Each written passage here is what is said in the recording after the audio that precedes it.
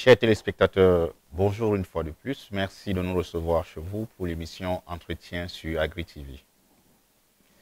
Depuis plusieurs années, l'Algérie et le Cameroun sont en train de signer plusieurs accords de coopération sous l'impulsion de son Excellence Merzak Bediaoui, ambassadeur de ce pays frère et ami chez nous.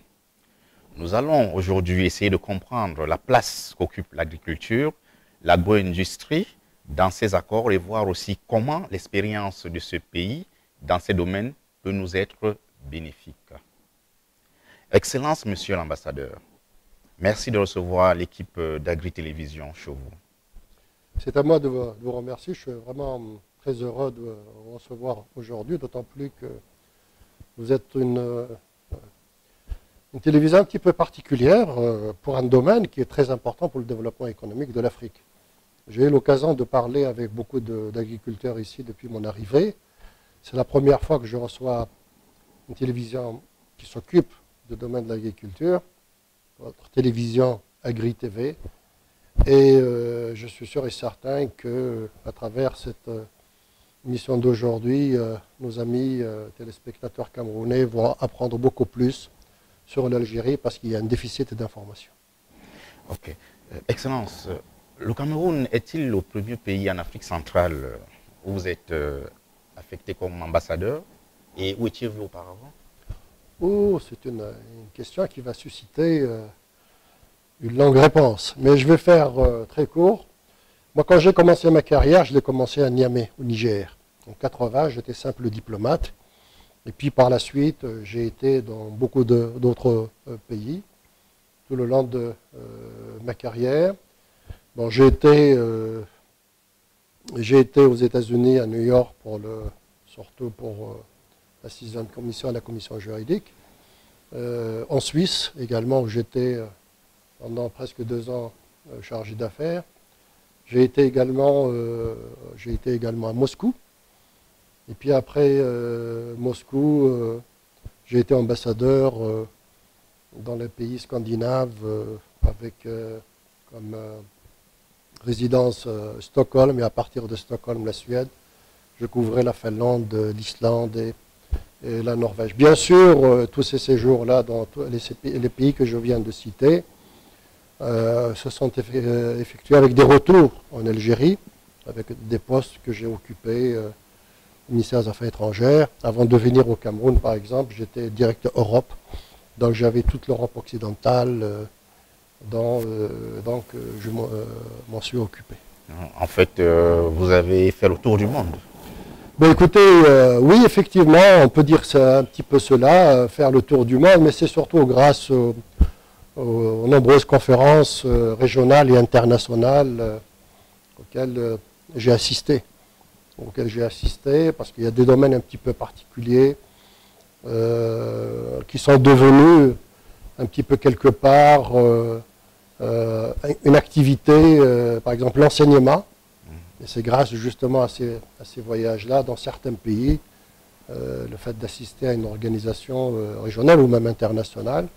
Et en disant ça, je pense à l'Autorité internationale des fonds marins, dont le siège est en Jamaïque, à Kingston, et en 1995, j'ai été élu vice-président de l'Autorité internationale des fonds marins.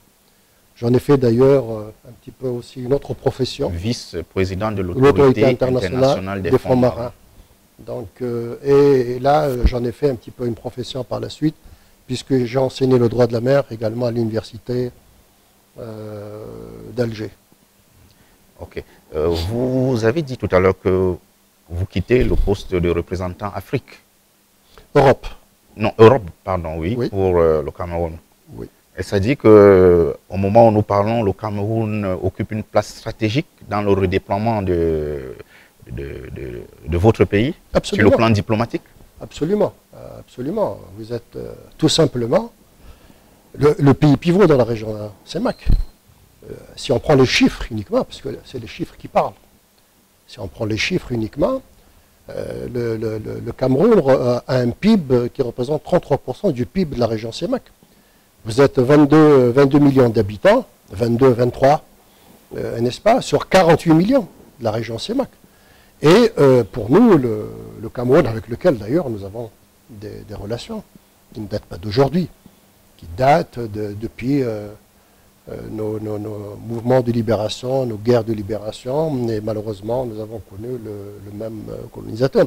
Nous avons des relations anciennes, vous êtes un pays pivot dans la région CEMAP, et à partir de là, l'Algérie a fait en sorte que, à partir du Cameroun, on va essayer de nous répandre dans l'ensemble de l'Afrique centrale, ce qui explique tous les efforts que nous sommes en train de faire en direction de votre pays. Ok. Et quelles sont vos impressions sur le Cameroun depuis votre arrivée, Excellence? Ben, je vous assure que quand j'ai commencé quand j'ai été, si vous voulez, désigné pour venir par le président de la République, son Excellence M. Abdelaziz Bouteflika, j'ai été désigné pour venir dans votre pays. La première chose qui m'a étonné, c'est que j'ai appris qu'on appelait également le Cameroun comme le pays miniature de... L'Afrique en miniature. L'Afrique en miniature, exactement. Et j'ai dit, pourquoi cela? Pourquoi cela? Et ce qui m'a frappé, c'est que cette diversité culturelle, c'est la première chose que j'ai véritablement découvert. D'ailleurs, j'ai eu, c'est pas un secret, je vais dévoiler ici, bien entendu, j'ai rencontré votre ambassadeur à Alger, son Excellence, mon ami Bafou, et qui était ministre du Tourisme d'ailleurs dans votre pays. Il m'a offert un livre que j'ai lu avec beaucoup d'intérêt. J'ai découvert que vous avez 250 langues. Quelle richesse! Quelle richesse! Et plus même. 250 langues, quelle richesse! Une richesse extraordinaire. Chose que nous n'avons pas chez nous. Vous savez, chez nous, nous avons le berbère, et puis nous avons l'arabe, puis les autres, c'est des langues étrangères. Et je voulais véritablement apprendre ça. J'ai appris. Après mon séjour ici, j'ai appris beaucoup de choses. Et nous sommes en train justement de travailler dans cette direction pour déterrer cette histoire commune que nous avons avec votre pays. Et nous avons, même l'écriture Bamoun par exemple, même si ce n'est pas le propos de notre débat d'aujourd'hui, l'écriture Bamoun, j'ai découvert que quelque part, elle vient du regard algérien. Du regard algérien, c'est-à-dire l'extrême sud du pays, ce qu'on appelle, enfin, ou le pays des Touaregs. Comme quoi l'Afrique a des similitudes. Absolument. Ok, Excellence. Sur le plan économique, quels sont les enjeux, les priorités et les chantiers de l'ambassade dans les mois à venir? Vous savez, dans les mois à venir, il y a déjà une feuille de route. Quand je suis arrivé ici, j'ai découvert... Il y a 3 ans, j'imagine. Ça fait 3 ans, effectivement. Ce mois-ci, ça fait 3 ans. Et quand je suis arrivé, j'ai trouvé que le cadre juridique était un petit peu obsolète. C'est-à-dire? C'est-à-dire que, il y avait des accords qui ont été signés dans certains domaines, par exemple un accord commercial. Et ces accords, pour ne pas vous couper, dataient depuis combien d'années? Bon, c'était les années 60-70. Les années 60-70, vous savez, depuis le monde a évolué, le monde a changé, etc., puisque aujourd'hui, nous sommes en train de parler d'une zone économique de libre-échange continentale. Le monde a changé, n'est-ce pas? Donc, il fallait véritablement que ce soit la priorité des priorités, le cadre juridique. Alors, il fallait tous ces accords sont devenus obsolètes, totalement obsolètes. Donc, il fallait en faire la priorité, c'est ce qui a été fait.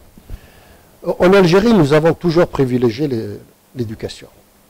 Si on disait de l'Algérie que c'était la Mecque des révolutionnaires, et elle continue à être la Mecque des révolutionnaires, puisqu'elle apporte toujours sa contribution à tous les peuples épris de paix et de justice à travers le monde, elle est devenue quelque part aujourd'hui la Mecque des boursiers africains.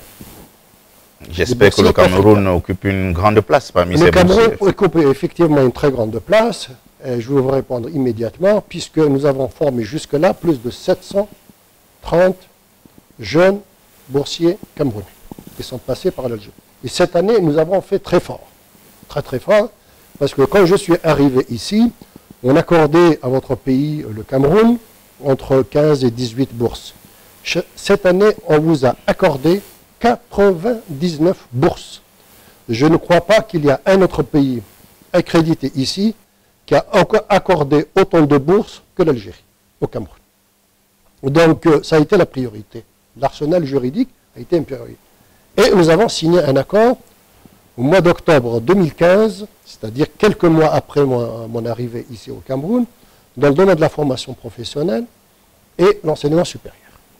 Et cet accord-là, aujourd'hui, il est rentré véritablement en œuvre, puisque, comme je viens de vous le dire, on vous a accordé 99 bourses, enseignement supérieur, formation professionnelle, et puis il y a un autre domaine qui est venu s'ajouter également, la formation militaire. La formation militaire. C'est quelque chose qui est comme, nouveau. Il y a le transport également. Le transport, c'est un accord qui est finalisé. Et qui va être signé dans les prochaines semaines. C'est un accord qui est finalisé, donc il s'agit uniquement de décider de la date. Nous avons 3 conventions en matière d'entraide judiciaire, commerciales aussi, qui sont très importantes, n'est-ce pas, qui sont finalisées. J'espère que nous, étant une chaîne agricole, l'agriculture a sa place dans tous ces accords. L'agriculture, elle a sa place, bien entendu, parce que c'est un secteur déterminant. C'est un secteur pour le développement économique de tout pays. D'ailleurs, comme au Cameroun, vous avez une économie diversifiée. Vous ne dépendez pas du pétrole et du gaz, n'est-ce pas? Donc vous n'avez pas les mêmes problèmes auxquels sont confrontés les autres pays de la région CEMAC, comme ceux qui sont producteurs principalement de pétrole. Vous avez une économie diversifiée, n'est-ce pas? Vous vous appuyez beaucoup sur l'agriculture, ce qui fait que le Cameroun a pu affronter véritablement, avec beaucoup de courage et de détermination, la crise économique que nous connaissons tous d'ailleurs, qui a touché le monde entier à partir principalement de 2008. Donc l'agriculture, elle a une part première, une part déterminante véritablement dans les projets et les programmes que nous sommes en train d'envisager, qui ne sont pas des programmes de développement économique, mais des problèmes de croissance économique. Parce que l'Algérie n'a pas un problème d'industrialisation de son économie, mais de réindustrialisation de son économie. C'est une grande différence. On avait le même niveau de développement économique que l'Espagne, par exemple, en 1970. On a connu la crise économique, bien sûr, et vous connaissez tout ce qui accompagne tout cela, le Fonds monétaire international, le programme d'ajustement structurel, et vous connaissez la médication du FMI. Mais aujourd'hui, nous avons appris la leçon, n'est-ce pas, puisque l'Algérie est l'un des rares pays qui n'a pas de dette. Au contraire, nous sommes devenus un pays créancier. N'est-ce pas? Quand je dis ça, les gens sont un petit peu étonnés. On n'a pas de dette. Ça nous a, au contraire, même avec le Fonds monétaire international, en 2013, il y a eu une somme à peu près de 5 milliards de dollars qui a été donnée au FMI pour l'aider dans le cadre de ses politiques de financement à travers le monde. Ok. Excellence, compte tenu de l'association géographique de l'Algérie, avec notamment la présence du Sahara algérien, qui représente près de 84% du territoire, on peut se poser la question si l'Algérie est un pays agricole. Si oui, comment y a-t-on résolu le problème d'irrigation des terres? C'est une excellente question et je vous remercie pour cela. Là, on rentre véritablement dans le vif du sujet. Vous savez, l'Algérie, c'est un pays plusieurs fois millénaire. Et si je parle, par exemple, du patrimoine romain, après l'Italie, le deuxième patrimoine romain au monde se trouve en Algérie. Vous avez des ruines romaines partout en Algérie. D'ailleurs, le métro d'Alger, il y a une extension du métro d'Alger. On a fait des fouilles. On a trouvé des basiliques, on a trouvé des tombes, qui remontent à cette période et même à la préhistoire. Pourquoi je vous dis cela? Parce que tout simplement, il fut un temps où l'Algérie était le grenier à blé de Rome. Le blé parti d'Algérie vers Rome. C'était l'Algérie qui alimentait Rome en blé. N'est-ce pas? Donc, on était un pays agricole. Alors, bien sûr, nous avons connu, au même titre que vous, la colonisation. qui a ramené une spéculation. Le vignoble. Je ne dis pas la vigne, parce que le raisin existait, n'est-ce pas? Le raisin existait. Bon, bien sûr, on en faisait également du vin. Il y avait du vin, il y avait du vignoble, on faisait également... Mais c'était surtout la vigne. La colonisation a ramené donc le vignoble, et les gens ne le savent pas. Jusque dans les débuts des années 70, les premières recettes d'exportation de l'Algérie, ce n'était pas le pétrole et le gaz, mais c'était le vin. Le vin. Quand il y a eu la création du marché commun agricole européen, nous, on vendait toute notre production de vin à l'Europe. On ne pouvait plus acheter ce vin-là, ce qui fait que l'Algérie a arraché ce vignoble pour en mettre d'autres spéculations. Mais le problème qui se pose, s'est posé, c'est que vous avez parlé du Sahara qui représente 84% à peu près, du territoire. Pourcentage 84, 80, un peu plus, un peu moins. Je suis incapable de vous dire quel est le pourcentage réel. Exact. Parce que l'Algérie, c'est un pays immense. Il fait 2 381 000 km². Et puis, effectivement, c'est un pays où le désert prend la plus grande place. Mais surtout, c'est un pays semi-aride. Les gens ont tendance à l'oublier. Quand vous voulez développer l'agriculture, et vous vous retrouvez avec une spéculation coloniale, le vignoble, vous êtes obligé d'arracher pour mettre d'autres spéculations à la place. Pour avoir une bonne agriculture, il faut avoir de l'eau. Justement, comment le pays est arrivé à solutionner ce problème? Alors, on a été confronté à ce grave problème. On a trouvé des solutions. Mais pour trouver des solutions, il faut, j'allais dire, tout simplement, il faut beaucoup d'argent. Donc, alors, pour régler le problème de l'eau, l'Algérie, principalement depuis l'arrivée du président Bouteflika, a construit, ces 10 dernières années, 40 barrages. 40 barrages, n'est-ce pas? L'année 2017, nous avons réceptionné 5 barrages, et jusqu'en 2019, nous attendons la réception de 12 barrages supplémentaires.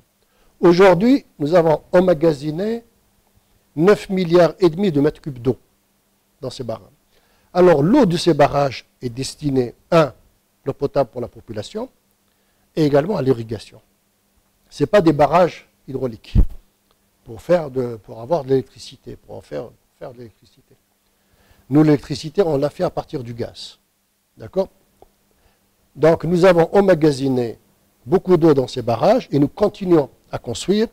Nous avons également construit beaucoup de retenues collinaires. C'est des petits barrages qui ont capacité d'emmagasinage de 1 million de mètres cubes d'eau, 500 000 mètres cubes d'eau.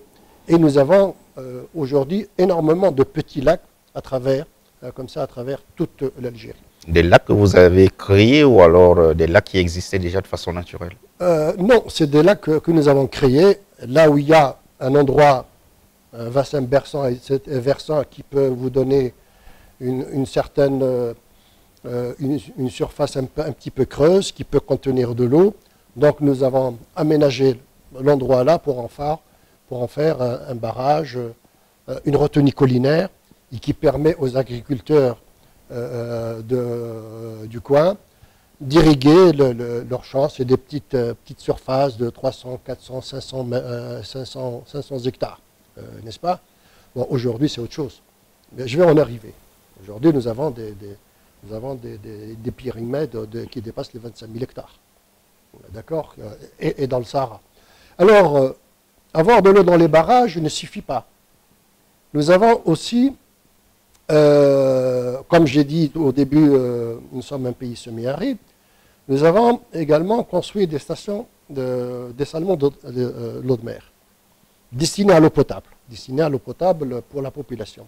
Vous dessalez l'eau de mer pour en faire de l'eau potable? Pour faire de l'eau potable destinée à la population. Et je prends le cas d'Alger par exemple. Ils ont une station de dessalement d'eau de mer qui traite 200 000 mètres cubes d'eau par jour. c'est un peu plus que ce que consomme Yaoundé par jour. D'après les chiffres que j'ai pu avoir, 150 000 m3 d'eau par jour à peu près. Alger, à travers cette station, elle utilise 200 000 m3 d'eau par jour. Bon, bien sûr, elle est entourée par 3 barrages, plus les forages.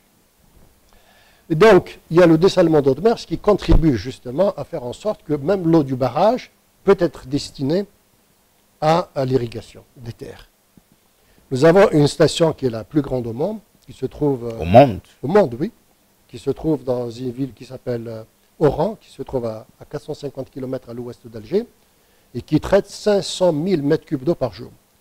Ce qui fait qu'aujourd'hui, l'Algérie, avec ses 14 stations, et chaque année nous construisons des stations supplémentaires, on traite à peu près 2 100 000 m3 d'eau par jour. D'eau par jour, de l'eau potable pour la population. On ne s'est pas arrêté à cela, puisque également on traite les eaux usées. Il y avait, moi, ce que je me rappelle, qu'il y avait une seule station des eaux usées à Alger. C'était la seule et la plus grande. Aujourd'hui, on dépasse les 200. Je n'ai pas encore véritablement le chiffre en tête, n'est-ce pas? Il y a plus de 200 stations de traitement des eaux usées et il y a 73, je crois, en cours de construction. Alors, ces eaux usées-là sont destinées à l'irrigation des terres. Elles sont destinées à l'irrigation des terres, n'est-ce pas? Ce qui fait qu'on a pu dégager une quantité très importante d'eau pour irriguer les terres, pour l'irrigation des terres. Ce qui fait qu'aujourd'hui, on a pu élaborer un programme d'irrigation de 3 millions d'hectares de terres, ce qui est un programme qui est... assez vaste. C'est énorme, mais l'utilisation de cette eau, elle est rationnelle, puisqu'on utilise le goutte à goutte. C'est le goutte à goutte, principalement dans le Sahara, parce que l'évaporation est très importante à cause de la chaleur, donc on utilise le goutte à goutte. Alors, le résultat de toute cette politique, vous savez, la politique hydraulique de l'Algérie nous a coûté, par exemple, plus de 23 milliards de dollars qui ont été investis. Et ça continue. Je parle, par exemple, d'un water pipe qui transporte de l'eau du Sahara central vers l'extrême sud de l'Algérie, dans une ville qui s'appelle Tamanrasset. Ça part de Ain Salah, qui est une grande ville dans le Sahara algérien, où il y a beaucoup d'eau, parce que ce que les gens oublient aussi, c'est que dans le Sahara, il n'y a pas que du pétrole et du gaz. Il y a beaucoup d'eau. Il y a plus de, comment dirais-je, 50 000 milliards de mètres cubes d'eau. Dans le Sahara. Dans le Sahara, ce qui fait que vous pouvez utiliser ça sur 6 000 ans, par exemple. Donc on a construit un water pipe qui va du Sahara central vers l'extrême sud de l'Algérie, où il ne tombe pas beaucoup d'eau. L'eau du Sahara, ça se trouve où? Les téléspectateurs aimeraient comprendre. C'est la nappe albienne. La nappe albienne, c'est des forages profonds, n'est-ce pas? Et puis l'eau jaillit. C'est des forages très profonds. Donc l'eau jaillit, elle est recueillie et bien sûr utilisée. Dans certains endroits, elle est traitée parce qu'elle sort très chaude. Elle peut atteindre, la température peut atteindre, moi j'ai vu dans certains endroits, elle atteint 100 degrés. Donc elle est refroidie et puis utilisée pour l'agriculture. Il y a certains endroits également où l'eau sort un petit peu salée. Donc il y a un dessalement d'eau de mer parce que n'importe quelle plantation ne peut pas supporter le sel. Vous mettez du sel, elle meurt. Donc elle est dessalée, cette eau est dessalée et puis on l'utilise pour... Alors pour revenir à ce water pipe qui va sur 770 km, c'est un tube de 770 km qui transporte 150 000 m3 d'eau par jour. Sur 770 km, ça a coûté 3 milliards de dollars. Donc nous avons fait des efforts énormes parce que vous ne pouvez pas avoir une agriculture sans eau. Ce n'est pas possible. Alors le résultat de tout cela, c'est que nous avons en Algérie, l'Algérie est devenue un pays exportateur de produits agricoles, alors qu'on était un pays importateur, même pour le blé. Je vous ai parlé de l'Algérie, grenier à blé de Rome, parce que la population a grandi, nous sommes 40e million aujourd'hui, il y a le bien-être de la population qui a considérablement augmenté, n'est-ce pas? Donc les gens consomment beaucoup plus. Les besoins sont énormes. Il fallait répondre à ces besoins. Pour pouvoir répondre à ces besoins, vous ne pouvez pas fonctionner avec une agriculture traditionnelle. Il faut une agriculture moderne, n'est-ce pas? Et c'est là où on a introduit le machinisme agricole dont on parlera tout à l'heure. Excellence, pouvez-vous nous parler de la carte agricole de l'Algérie et quelles sont les cultures phares de votre pays? Vous savez, les cultures phares en Algérie, c'est surtout, comme je l'ai dit au début, le blé. Le blé. C'est surtout le blé, n'est-ce pas? Et donc, le blé, si on a été le grenier à blé de Rome, aujourd'hui, avec l'augmentation de la population et de son bien-être, on est obligé d'importer. On n'arrive pas à... Ah, vous n'arrivez pas à couvrir les besoins de la on population? n'arrive pas à couvrir les besoins de la population. Malgré tout ce que vous avez dit préalablement, avec tous les gros investissements pour l'irrigation des terres? Absolument, parce qu'il fallait apporter des améliorations. Il fut un temps où, par exemple, vous avez un rendement de blé à l'hectare qui ne dépasse pas les 7 quintaux à l'hectare. 7 quintaux à l'hectare, parce que c'était une culture traditionnelle. On vient, on sème, on attend qu'il y ait de la pluie. S'il n'y a pas de la pluie, eh ben, il n'y a rien. C'était comme ça. C'était comme ça, ça se passait comme ça. N'est-ce pas? Aujourd'hui, ça ne se passe plus comme ça. Quand vous avez 7 quintaux à l'hectare, alors qu'un pays, par exemple, si mes souvenirs sont bons, qui sur le plan agricole n'est pas... qui a une agriculture qui n'est pas très très moderne, par exemple comme la Bulgarie, à l'époque du moins, qui atteignait quand même 80 quintaux à l'hectare, alors que nous, on faisait 7 quintaux à l'hectare. Vous voyez la différence. Énorme. Bon, il est vrai qu'en Bulgarie, il pleut beaucoup plus que chez nous. Chez nous, c'était l'agriculture traditionnelle. Donc, quand je vous disais, on sème, puis on attend que la pluie tombe. Eh ben, s'il n'y a pas de pluie, vous n'avez rien. Donc, c'est pour ça que l'importance de l'eau. Comme la population a augmenté, donc la population a augmenté, donc la consommation a aussi augmenté. Vous savez, nous sommes l'un des pays qui consomme le plus de pain au monde. Le plus de pain au monde, et nous gaspillons aussi, d'un autre côté aussi, parce que comme il y a le bien-être, le pouvoir d'achat a augmenté, etc., je peux vous donner un chiffre qui va vous étonner. C'est qu'en Algérie, on gaspille presque 10 millions de baguettes de pain par jour. Est-ce que vous pouvez imaginer ça? 10 millions de baguettes de pain par jour, c'est énorme. Et bon, heureusement qu'aujourd'hui, il y a des start-up, des entreprises qui se sont créées, qui récupèrent et qui en font de l'alimentation pour le bétail. N'est-ce pas? Pour vous dire, parce que le pain chez nous est subventionné, donc il n'est pas cher du tout. Il est importé vraiment de tout le monde. Donc il fallait remplir toutes les conditions. Alors la carte agricole, bien sûr, ça reste toujours le blé, où on a, jusqu'à aujourd'hui, on n'arrive pas à couvrir les besoins. Certaines années, par exemple, quand il a beaucoup plu, on est devenu un peu exportateur de blé dur. Je ne parle pas du blé tendre. Le blé tendre, le blé dur, on a exporté. Mais dès qu'il y a moins de pluie la saison d'après, donc la production chute, n'est-ce pas? L'orge également, on produit beaucoup. Mais ce n'est pas suffisant. Donc la production phare, c'est surtout le blé. Et puis vous avez tout le reste. Les produits, par exemple, comment dirais-je, toutes les fruits et légumes, etc., qui poussent en Algérie. Et nous sommes devenus un pays exportateur de tous ces produits, de tous ces fruits, de tous ces légumes. On parlait tout à l'heure, avant de commencer l'émission, de la pomme de terre.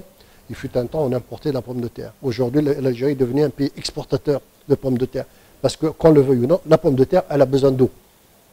N'est-ce pas? Et il y a énormément de spéculations aujourd'hui qui sont exportées. Pourquoi? Parce qu'il y a une modernisation de tous ces périmètres. Il y a surtout les serres en Algérie qui sont en train de véritablement de se développer et qui vous permettent d'avoir des récoltes en laps de temps très court. Donc voilà la carte agricole de l'Algérie. Elle est très vaste, mais principalement c'est surtout le blé. Mais l'Algérie, c'est un grand pays exportateur, par exemple, comment dirais-je, d'oranges, de mandarines, de mandarines, de clémentines. De fruits, de légumes. De fruits, de légumes, etc. La production, elle est très variée. Et nous commençons à devenir également un très grand pays exportateur également d'olives. On exporte beaucoup d'olives, l'huile d'olive également. Nous sommes 5e au monde, alors qu'on était très loin. Pourquoi? Parce qu'aujourd'hui, on est en train de planter l'olivier, y compris dans le Sahara. Okay. Y compris dans le Sahara. Donc la gamme, elle est très variée. Je ne peux pas vous citer toute la gamme, même s'il y a certains produits, par exemple, qui sont importés ici, qui vous sont inconnus et que nous cultivons en Algérie. C'est à cause du climat, tout simplement. D'accord. Excellence, selon vous, quels sont les points forts du système agricole algérien et quels sont les points à améliorer? Vous savez, dans le domaine de l'agriculture, il y a toujours beaucoup de choses à améliorer, ne serait-ce que les semences. Ne serait-ce que les semences. Vous prenez une semence, vous l'utilisez, ça peut marcher comme ça ne peut pas marcher. Donc, dans ce domaine, il y a de la recherche. Il y a beaucoup de recherche chez nous. Vous savez, comme je vous ai dit au début, l'Algérie, c'est un grand pays. Au nord, pas plus tard qu'à Alger, on m'a annoncé qu'il a neigé. Vous allez sur les hauts plateaux, il a également neigé, puis vous allez dans le Sahara. Donc les gens qui disent Sahara, c'est synonyme de chaleur, etc. Donc nous avons des climats variés. Et puis avec des isoyètes, donc les isoyètes, la pluie retenue dans le Sahara, il ne pleut pas plus de 100 mm d'eau par an. Vous avez dans le nord, il y a des endroits où ça dépasse les 1200, 1300 mm par an. Donc vous avez, l'agriculture, vous devez vous devez faire tout cela en parallèle avec ce que vous avez. Avec ce que vous avez. Et ce que vous avez, c'est surtout l'endroit où vous vous retrouvez en Algérie. Si vous êtes au sud, vous n'avez pas la même spéculation. Il y a une spéculation qui est très importante, c'est le palmier dattier. C'est la date algérienne. Et nous avons la meilleure date au monde. Ça s'appelle la Deglet Nour, n'est-ce pas? D'ailleurs, c'est le seul pays qui a ce genre de date et que nous sommes en train d'exporter. On a récolté, je crois, cette saison un peu plus de 1 200 000 quintaux, alors qu'elle était, il n'y a pas très longtemps, de 600 000 quintaux.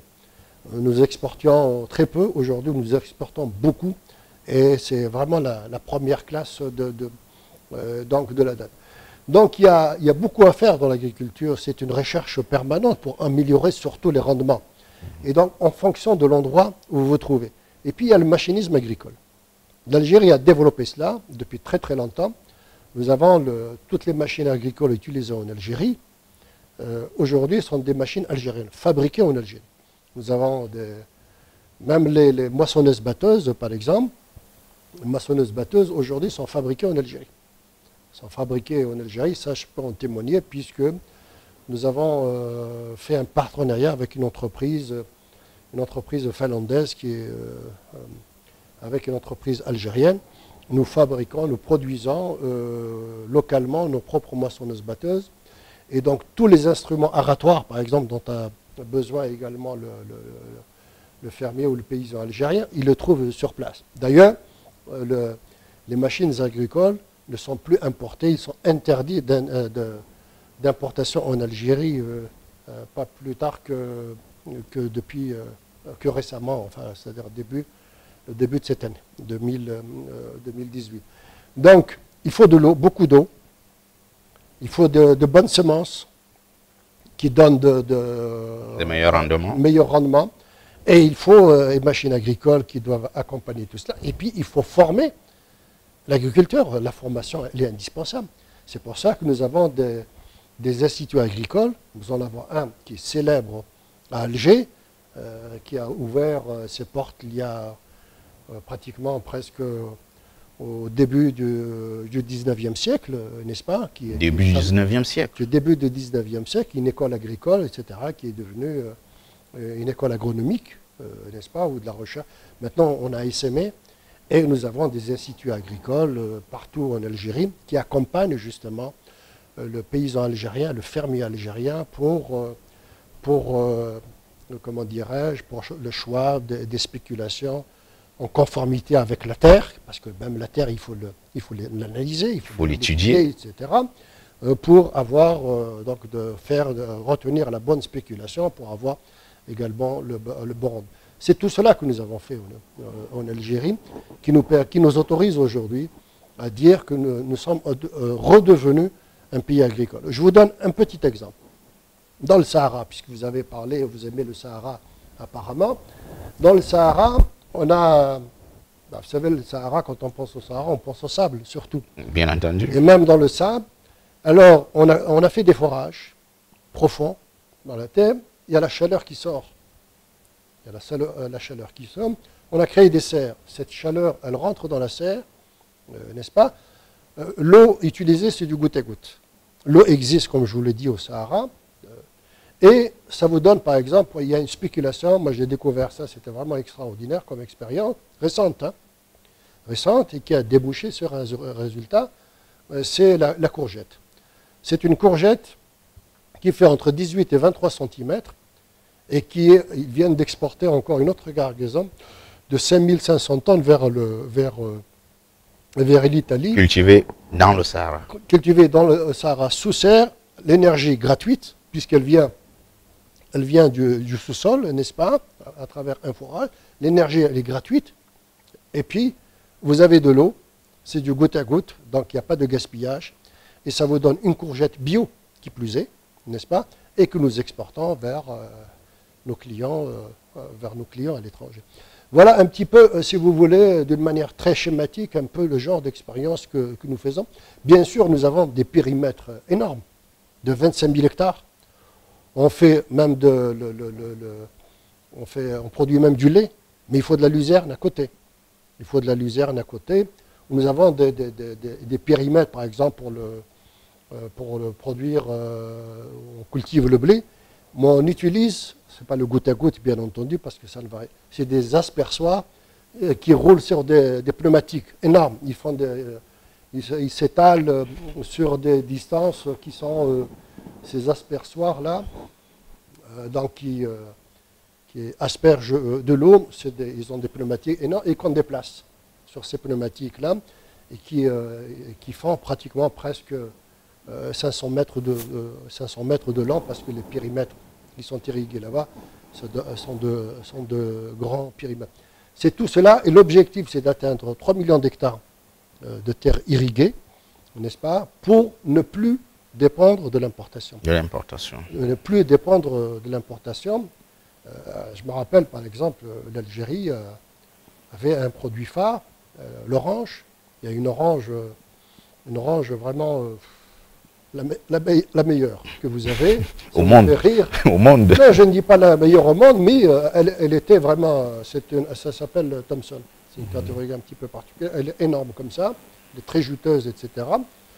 Et puis, bon, comme il y avait un manque d'eau, etc., et puis, vous savez, quand vous avez un champ, pour peu que vous vous trouvez dans une région qui s'appelle l'ouest de l'Algérie, il y a des remontées de sel. Si vous ne faites pas de drainage, vous perdez tout. Et c'est arrivé à beaucoup de cultivateurs algériens, ce qui fait que vous perdez en production. Là, vous avez, par exemple, l'orange, vous êtes un pays grand producteur, et vous devenez importateur à cause de tous ces problèmes-là que nous sommes en train de sceller. La clémentine, par exemple. La clémentine, elle a été découverte en Algérie, dans une ville qui s'appelle Annaba. C'est un père blanc, qui s'appelle le père Clément, qui a fait, il a pris la mandarine, il a fait une greffe, et puis ça a donné la clémentine. La différence, c'est qu'il n'y a pas de pépins dans la clémentine par rapport à la mandarine. Excellence, avec cette riche expérience sur le plan agricole de l'Algérie, comment le Cameroun peut-il en tirer profit ou en bénéficier? Vous savez, nous avons réfléchi à cela depuis très très longtemps. Nous avons réorganisé la Maison Algérie. Dans les années 90 et principalement à partir de l'an 2000, nous avons réorganisé la Maison Algérie. Et l'Algérie a investi depuis l'an 2000 jusqu'en 2017 1000 milliards de dollars. Y compris dans surtout l'infrastructure. Parce que l'agriculture, on a parlé d'eau, on a parlé de semences, on a parlé d'irrigation, on a parlé de goutte à goutte, on a parlé de machinisme agricole. Et si vous n'avez pas de route, vous ne pouvez pas avoir d'agriculture. Vous ne pouvez pas, s'il n'y a pas d'électricité, vous ne pouvez pas avoir d'agriculture. Parce que tout domaine agricole que vous avez besoin de routes, vous avez une production, vous devez l'écouler, comment vous allez faire? Vous avez besoin de routes, vous avez besoin d'électricité, vous avez besoin d'eau, etc. Donc il y a un investissement colossal qui a été fait dans le domaine des agricultures. Aujourd'hui, nous avons des routes, nous avons des autoroutes, etc. Nous avons amené l'électricité là où il fallait amener. D'ailleurs, l'Algérie est électrifiée à 100%. Nous exportons de l'électricité au Maroc, en Espagne, en Tunisie, etc. etc. D'accord?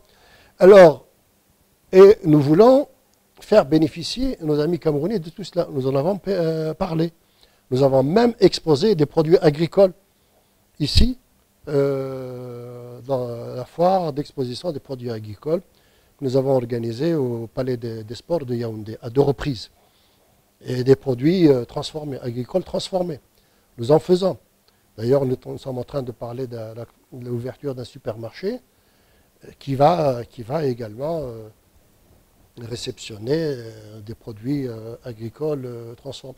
Donc nous avons une expertise en la matière que nous pouvons partager. Nous sommes en train d'en parler.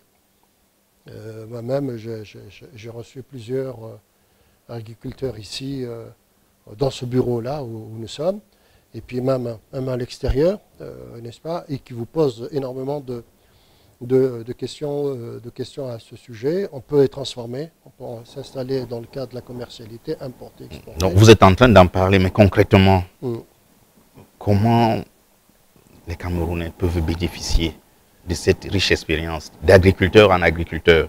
Laissons d'abord les problèmes de l'État.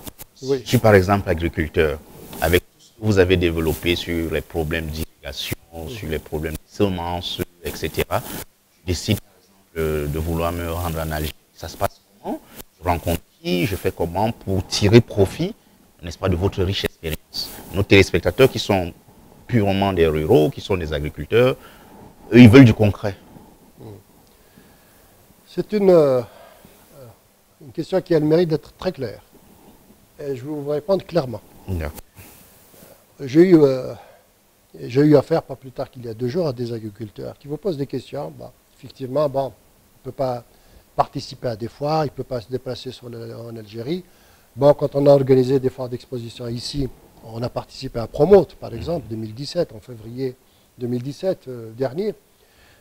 Bon, ces gens-là, bon, ils ont très peu de moyens, donc ils cherchent très souvent même des moyens des financements. Le financement. Ils cherchent des financements.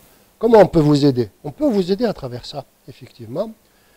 Quand vous avez un problème d'électricité qui se pose, et ça s'est posé pour certains, comment ramener de l'électricité? On peut en créer sur place à travers les panneaux solaires. D'ailleurs, nous sommes en contact avec certaines personnes qui sont intéressées par cela. Et même dans les prochaines semaines, il y a une convention qui va être signée. Comment vous allez produire de l'électricité? Quand on voit un petit peu qu'il y a un déficit quand même d'électricité chez vous, à travers les panneaux solaires, vous pouvez avoir facilement de l'électricité. Vous avez de l'eau ici. Vous avez un avantage sur nous. Vous avez de l'eau, n'est-ce pas? Cette eau-là peut être utilisée, mais il ne faut pas la gaspiller non plus. Donc à travers l'irrigation. Et puis vous avez la saison des pluies, là, vous avez une saison sèche, etc. Donc on peut améliorer les techniques d'irrigation chez vous. Et je peux vous assurer qu'il y a eu beaucoup d'opérateurs économiques camerounais qui se sont déplacés à ce sujet donc, en Algérie. Et qui sont très curieux de connaître justement cette expérience algérienne. Il y a la formation aussi. Il y a la formation, n'est-ce pas? Il y a la formation également que nous accordons à certains, à ceux qui sont intéressés également par ce domaine.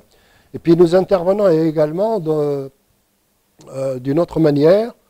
On essaye un petit peu de voir comment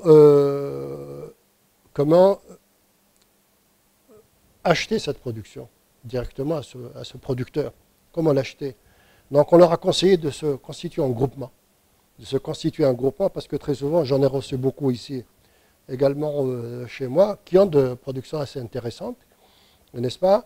Mais qui ne sont pas suffisantes pour créer toute une logistique pour permettre l'exportation de cette spéculation. En fait, vous pouvez les aider à mieux s'organiser. À mieux s'organiser, et nous sommes en train de parler de ça. Je parle par exemple de l'ananas. ça a été discuté. Ça a été discuté. Je parle par exemple du cacao. Ça a été discuté et le cacao, on veut en faire également, on veut en tirer du chocolat. Parce que l'Algérie importe l'ensemble de son cacao de l'extérieur. Oui, je ne vous coupe pas la parole, Excellence. Oui. Ça me permet de rebondir. Pensez-vous que les produits camerounais, agro-industriels camerounais, puissent véritablement trouver une place sur le marché algérien? Si oui, lesquels? Vous venez de citer l'ananas, vous venez de citer le cacao. Quel autre produit? Vous avez la banane. Vous avez la banane, vous avez bizarrement, moi je viens de le découvrir, c'est quelque chose de nouveau, le corosol, qu'on ne connaissait pas du tout. Moi je l'ai découvert ici, n'est-ce pas? Donc nous avons parlé de tout ça. Vous avez le cacao, vous avez le poivre de Penja. Le poivre, par exemple, moi je le vois, on le propose dans des flacons, dans des flacons qui n'attirent pas beaucoup. Avec des packaging qui n'attirent pas. Qui n'attirent pas beaucoup. Et vous connaissez l'importance justement du marketing. Du marketing. On a travaillé sur ça. Il y avait même une demande dans ce sens-là pour trouver véritablement le bon flacon qui puisse attirer le consommateur. N'est-ce pas? Nous avons travaillé là-dessus. Nous avons la banane également, l'Algérie importé pour 181 millions de dollars en banane. Pourquoi aller passer par un intermédiaire alors que j'ai ici... Vous pouvez y aller directement. Directement. Mais pour venir ici directement, il y a un problème qui se pose, c'est celui du transport. Nous sommes en train d'y travailler justement sur le prochain accord dans le domaine des transports et de la météorologie. C'est un accord en matière de transport et de météorologie, parce que la météorologie est très importante chez nous. Pour l'agriculture. Elle est très importante également chez nous. D'ailleurs, même dans ce domaine-là, cette année, il y a un étudiant qui va revenir comme ingénieur en météorologie quand il va terminer donc sa formation. Vous voyez, dans le domaine agricole, c'est tellement vaste, n'est-ce pas, que vous ne pouvez pas, pour développer une agriculture, vous ne pouvez pas prendre un seul paramètre qui puisse vous donner, si vous voulez, le résultat escompté. Excellence, l'Algérie a décidé d'interdire près de 900 produits sur son territoire. Pourquoi une telle mesure? Les produits agricoles et agro-industriels sont-ils concernés? Je crois que l'information n'a pas bien circulé. Vous savez, 800 ou 900 produits pour une économie d'un pays, c'est rien du tout. Quand vous importez des millions et des millions d'articles, c'est rien du tout, 800 ou 900. N'est-ce pas? Nous avons fait ça pourquoi? C'est pour protéger notre économie. Vous savez, je vais vous parler, ça m'amène à parler un petit peu on a parlé tout à l'heure du marché de libre-échange continental, donc africain. Nous avons signé un accord de partenariat avec l'Union européenne en 2005. Et le deal, c'était démantèlement tarifaire et mise à niveau de nos entreprises. C'était ça le deal. 5 ans après, on s'est rendu compte qu'on a démantelé à peu près 1600 produits, 1626 si mes souvenirs sont bons, et la mise à niveau n'est pas intervenue. Ce qui fait que l'Algérie s'est retrouvée avec une perte de 7,5 milliards de dollars. C'est énorme. Vous venez nous aider et puis c'est nous qui perdons et qui finançons votre industrie et votre production. Donc on a dit non, on arrête. Donc on a dit non, on arrête ce démantèlement.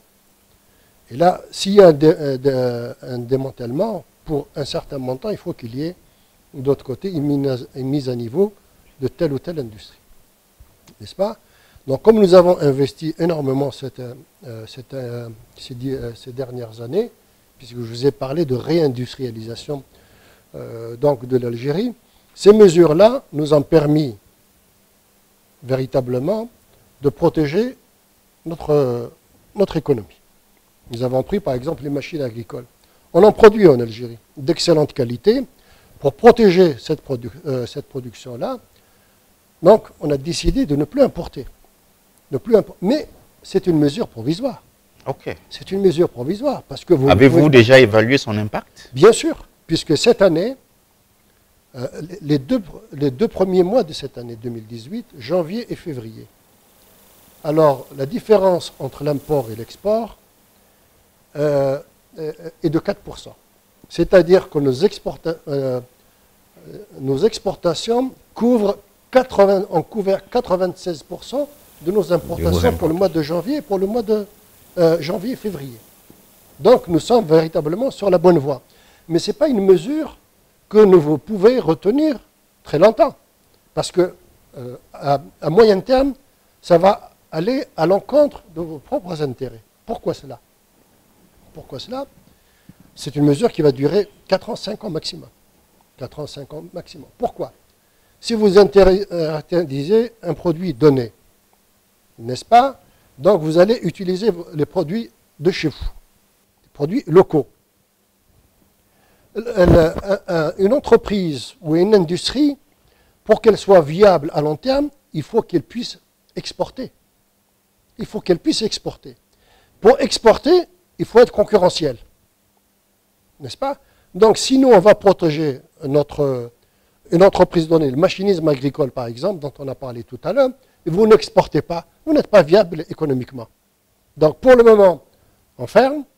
Ça nous a permis de faire des économies pour des productions qui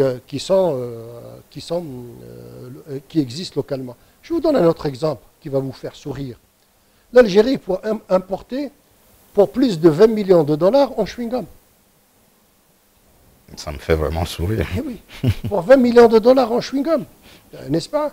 On a parlé de bananes tout à l'heure, on importait pour 181 millions de dollars, en passant par des intermédiaires, etc., alors qu'on peut venir directement ici au Cameroun. J'en ai rencontré beaucoup d'exportateurs, etc., c'était ceux qui ont des concessions, qui disent, voilà, moi je peux, mais comment on va faire pour travailler ensemble, pour exporter celui qui m'a proposé la farine de manioc aussi, nous sommes en train d'y réfléchir. Mais exporter, l'acte d'exporter, c'est un acte qui est complexe, qui est très compliqué, qui nécessite, comme je vous l'ai dit au début, la réunion de beaucoup de paramètres. Un cadre juridique. Absolument, pour qu'il puisse réussir. Vous avez, par exemple, je parlais de la convention commerciale. Elle est très importante. Nous exportons déjà. Il y a beaucoup de produits qui viennent chez vous, comme les détergents, par exemple. Mais il y a des cas malheureux. Il y a un exportateur, un Algérien, qui a exporté des bonbons. C'est arrivé au port de Douala, etc.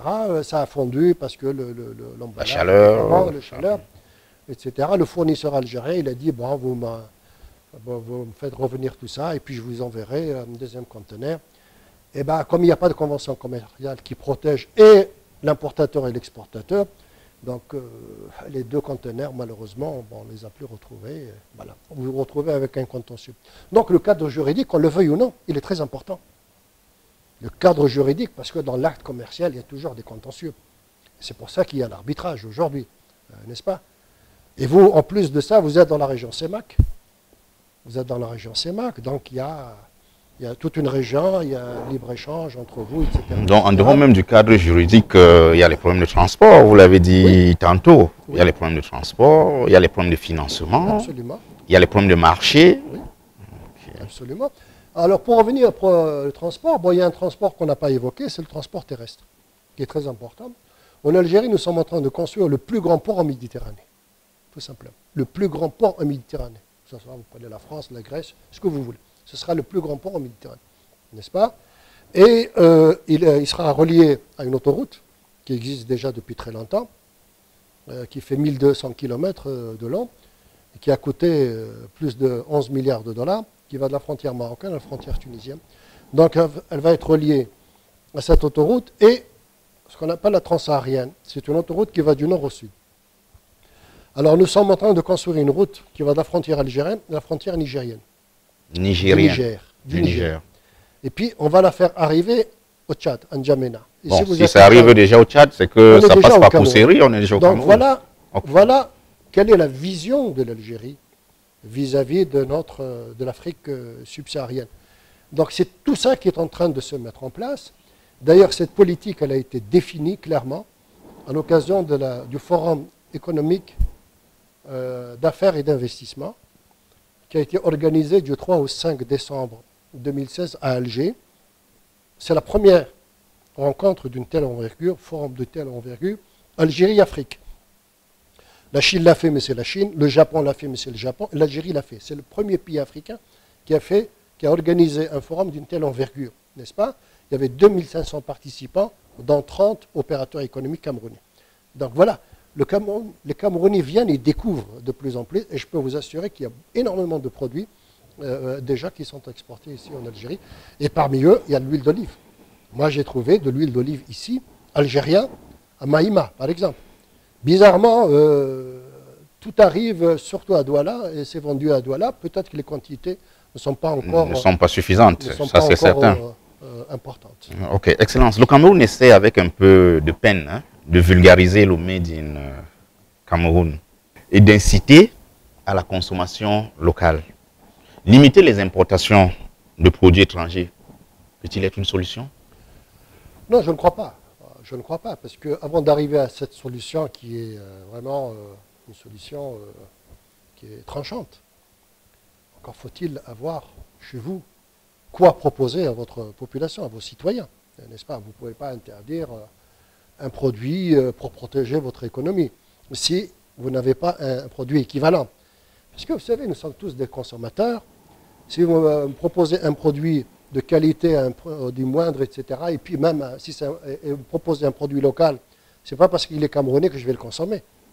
D'accord, vous savez, nous avons un budget à gérer, nous sommes tous des familles, etc., nous sommes des consommateurs. Et c'est ce que nous faisons en Algérie. C'est ce que nous faisons en Algérie. On a fermé, nous, pendant une certaine période, pour protéger notre économie. Mais l'objectif de toute entreprise, c'est d'aller vers l'exportation. N'est-ce pas? Si vous vous contentez du marché local, votre marché local, il est quand même de 21 millions. Ce n'est pas un grand marché. N'est-ce pas? Moi, je vous ai dit, on veut venir ici au Cameroun, mais il y a le Cameroun qui nous intéresse, mais tous les pays de la région CEMAC, n'est-ce pas, qui représentent un marché potentiel de 48 millions d'habitants, n'est-ce pas?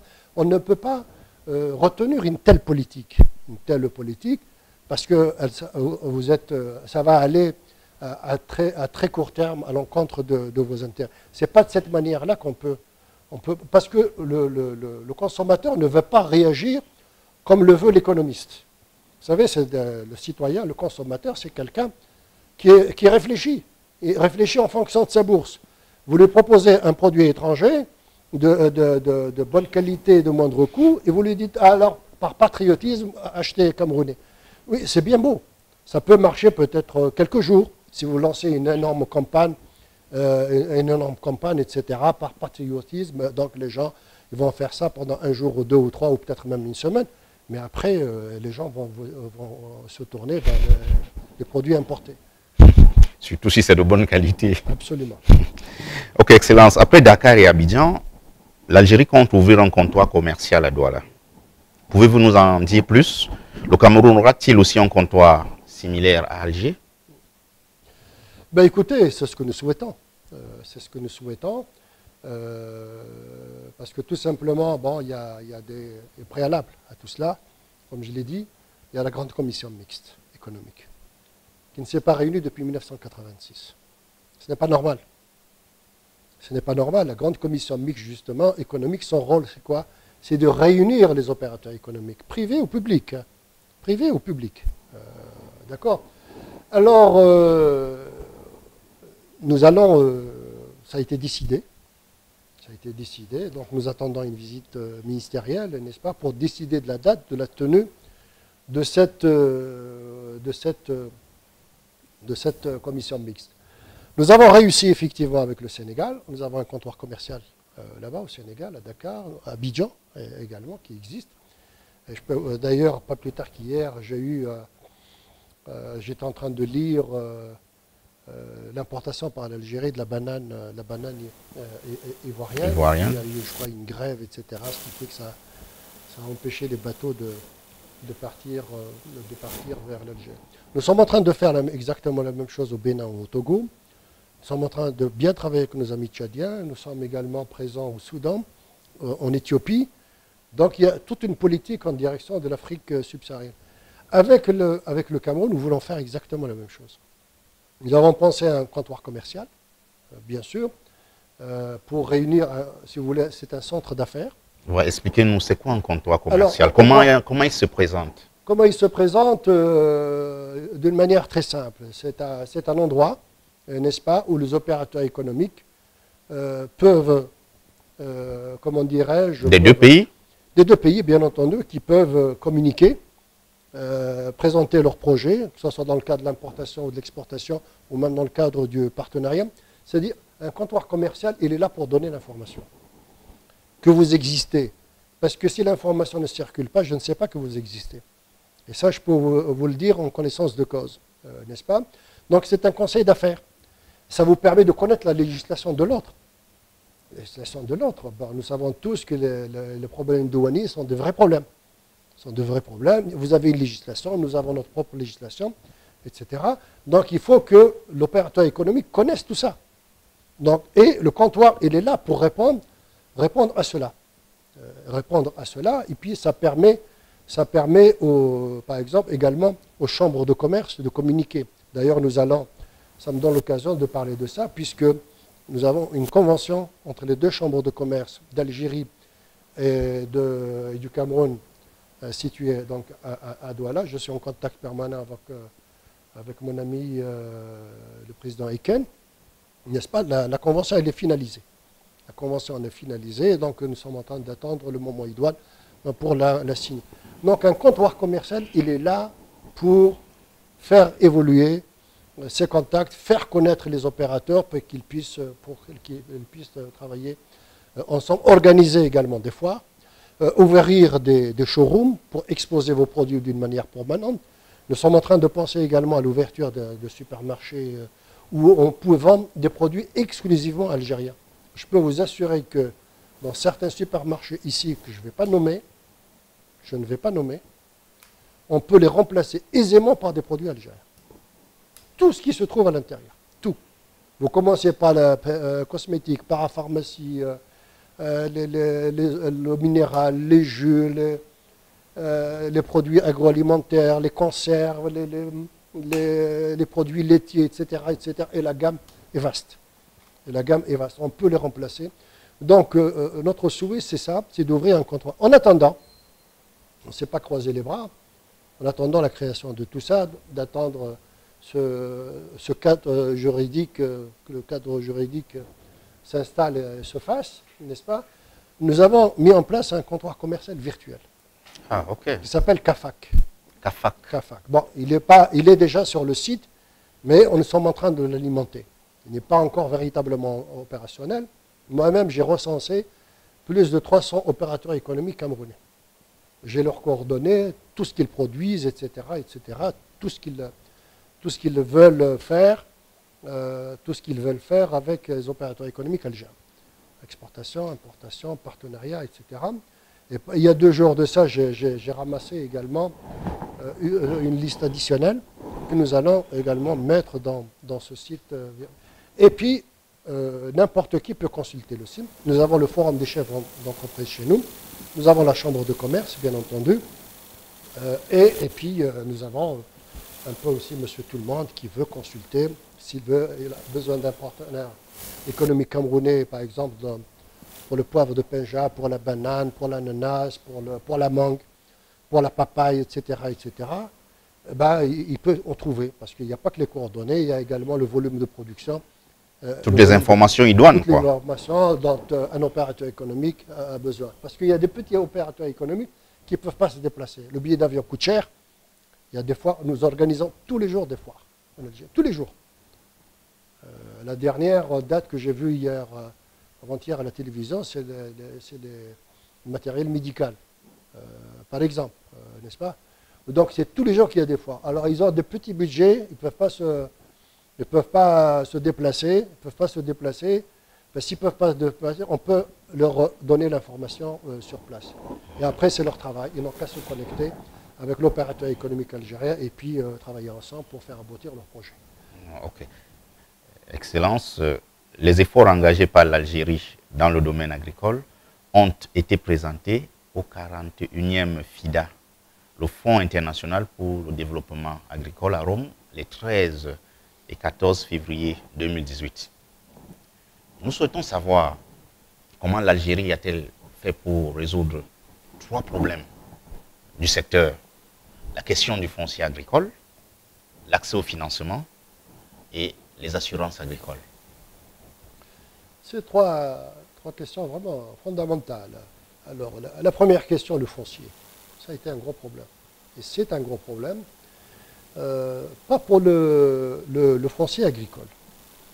Le foncier agricole, vous savez, l'Algérie, c'est un pays vaste, mais le périmètre agricole algérien est quand même réduit. Réduit, vous l'avez dit tout à l'heure, vous avez donné le pourcentage. Nous sommes en train de gagner en surface à travers l'irrigation et puis en allant justement dans le désert. Alors, mais d'un autre côté, vous avez un autre problème qui surgit, c'est que, surtout dans le nord, quand vous n'avez pas de foncier, pour développer votre industrie. Donc vous prenez sur le foncier agricole. Déjà, votre foncier agricole est très limité, et là, vous prenez dans votre foncier agricole. Alors, on nous a obligés d'élaborer des lois, de voter des lois, d'adopter des lois. Notre Parlement a été obligé pour pratiquement presque sacraliser la terre agricole, destinée à l'agriculture.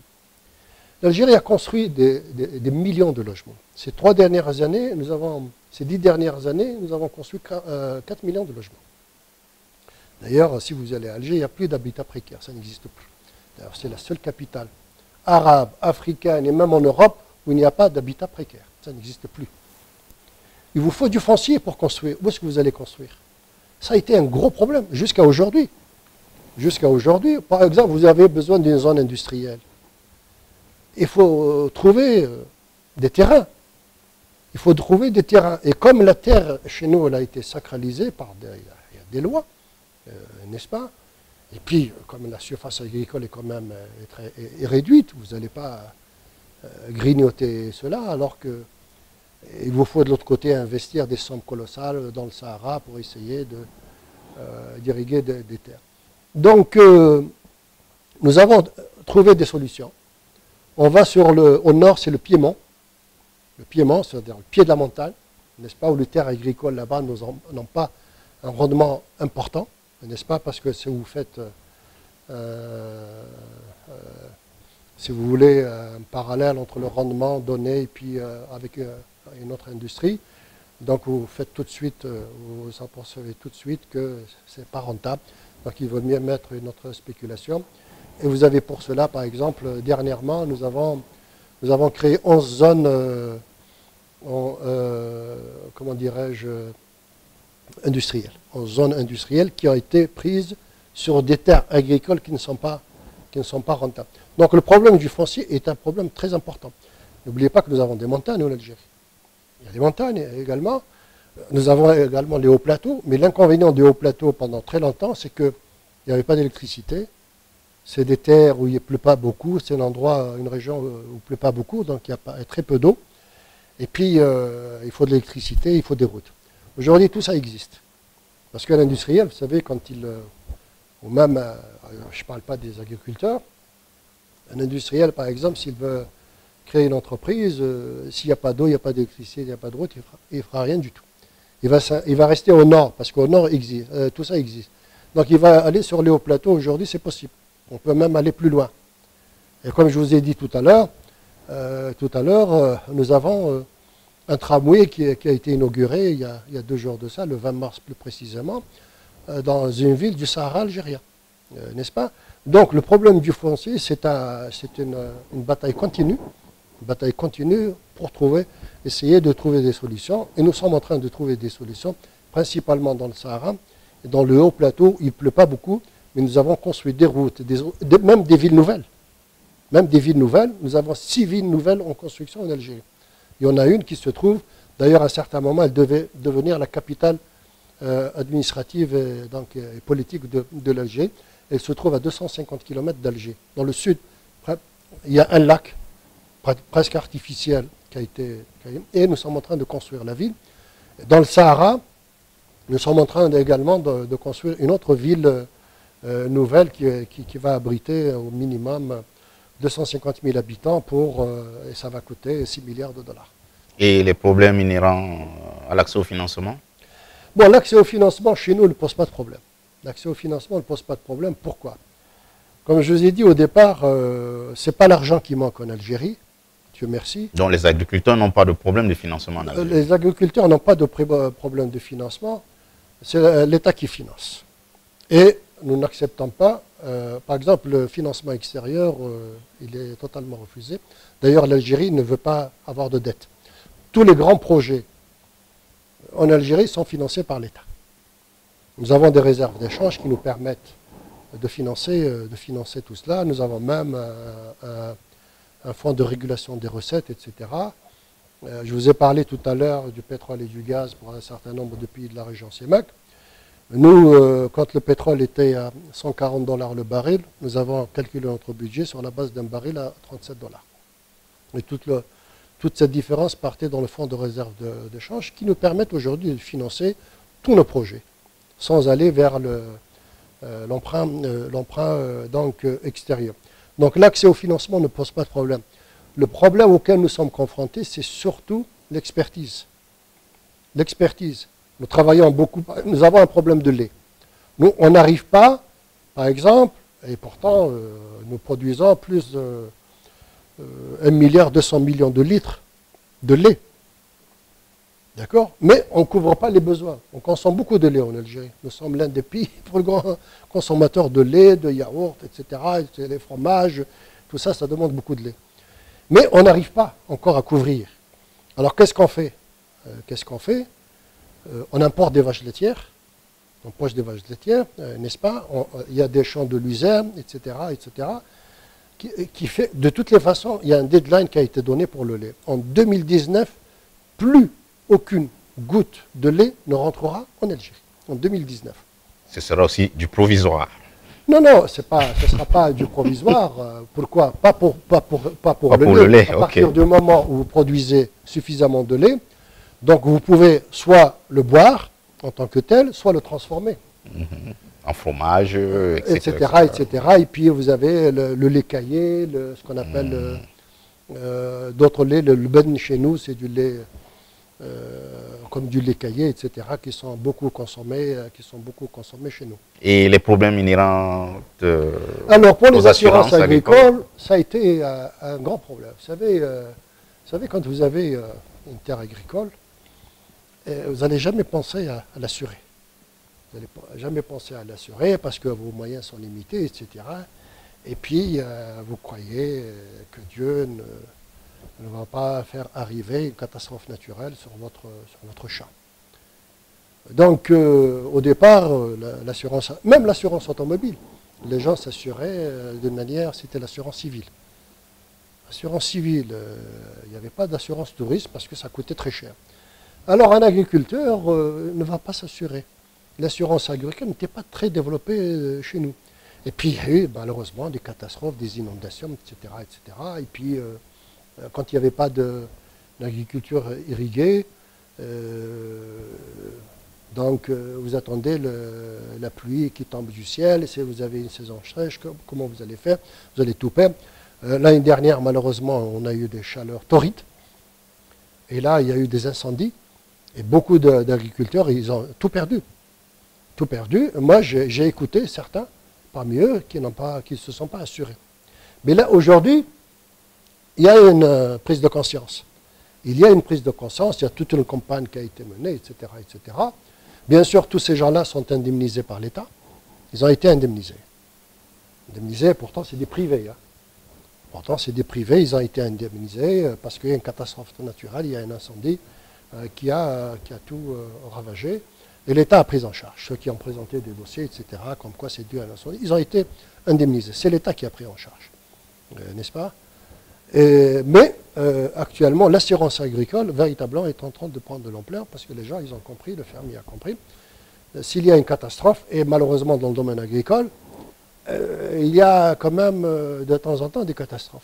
Elles n'arrivent pas très souvent, mais lorsqu'elles arrivent... Voilà, on risque de tout perdre. Donc l'assurance agricole, comme je l'ai dit pour l'assurance automobile, est en train d'évoluer à une vitesse vraiment grand V. Ok. Excellence, parmi les produits interdits d'importation en Algérie figurent les machines agricoles. L'Algérie détient-elle des solutions technologiques pour l'agriculture ou la transformation des produits agroalimentaires? Si oui, comment les agriculteurs ou agro-industriels camerounais peuvent-ils en profiter?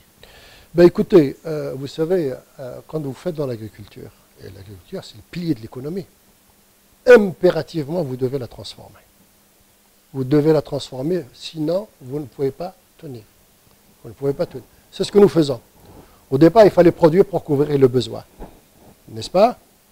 Couvrir les besoins. Nous arrivons à couvrir nos besoins pour un grand nombre de spéculations. Je vous dis pour les fruits et légumes, chez nous.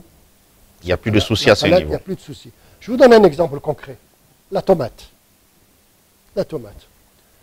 On a importé du double concentré de tomates d'un peu partout. Un peu partout, d'Europe et même certains pays voisins. Vous imaginez un pays comme l'Algérie qui importe la tomate. Nous sommes arrivés à cette situation. Alors, l'État a aidé beaucoup d'agriculteurs, principalement dans l'est de l'Algérie. C'est une région qui reçoit beaucoup d'eau, n'est-ce pas? Donc, on a cultivé la tomate sur des hectares et des hectares. La production est arrivée, était là. On a couvert complètement nos besoins en tomates, mais la tomate, c'est une denrée périssable. Qu'est-ce que vous allez faire? Si vous ne pouvez pas la vendre immédiatement, vous allez la perdre. Il y a des gens dans le Sahara algérien qui font une tomate un petit peu particulière et d'une qualité très élevée. Parce qu'elle pousse pratiquement dans le sable, ce qui lui donne un petit peu cette qualité un petit peu particulière. Je prends le cas de l'oignon, l'échalote par exemple, qui est produite dans l'échalote, c'est vraiment la crème de l'oignon. La crème de l'oignon, qui pousse dans le Sahara. Mais comme il n'y a pas possibilité de commercialiser tout ça, ou de la transformer sur place, comment vous allez faire? Beaucoup de gens ont perdu leur spéculation. La tomate, moi j'ai vu des camions et des camions aller dans une usine qui transforme tout cela en concentré de tomates, qui faisait la queue.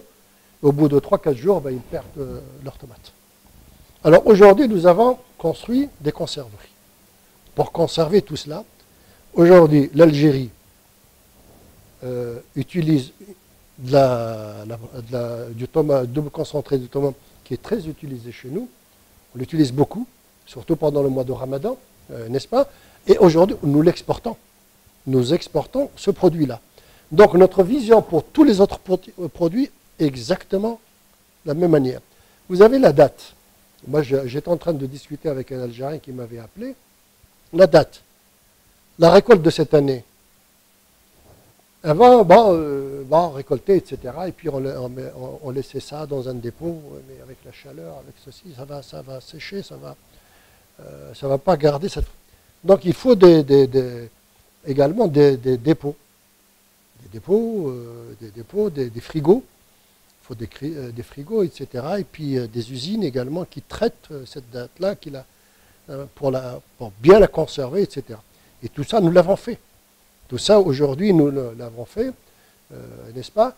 Mais pour revenir à une question là sur comment dirais-je, sur le machinisme agricole que nous sommes en train de développer, comme je l'ai dit au départ chez nous, je pensais avoir donc répondu un petit peu à cette question. Nous ne l'importons pas. Pourquoi? Parce que nous fabriquons tout cela chez nous, et également même les instruments oratoires. J'ai parlé des frigos également. Tout ce qui est dépôt frigorifique, etc. Nous avons lancé toute une industrie là-dedans pour également protéger cette production et permettre sa vente sur plusieurs années. Je pense également au sucre, l'industrie sucrière. L'industrie sucrière, nous sommes l'un des pays qui transforme, par exemple, la canne à sucre en sucre, ou même du sucre roux qui est importé, qui est transformé. Je crois que nous sommes l'un des pays qui fait ça, le plus grand pays, l'un des plus grands au monde. Okay. Mais nous avons une autre spéculation que nous sommes en train de développer pour tirer du sucre, c'est la betterave sucrière. Cette spéculation existait dans le temps, dans les années 70, à cause de l'eau, justement. On a abandonné ça parce que la betterave sucrière a besoin d'eau pour la cultiver, donc on a abandonné.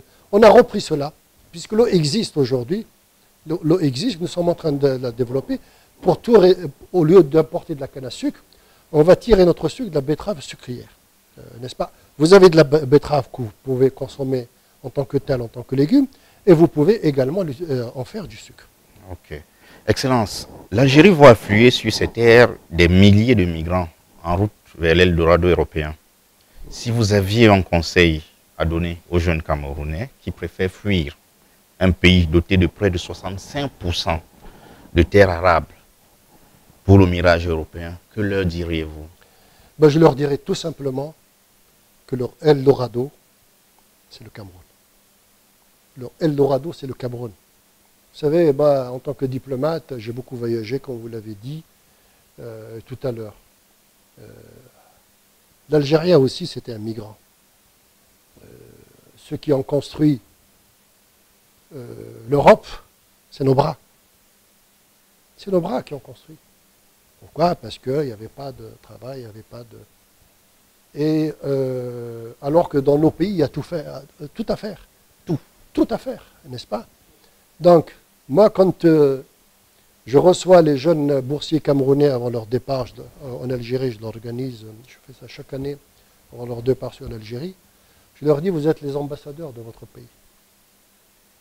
Vous partez en Algérie pour être formés. Vous devez revenir dans votre pays, parce que votre pays, il a besoin de vos bras. Vous êtes formés.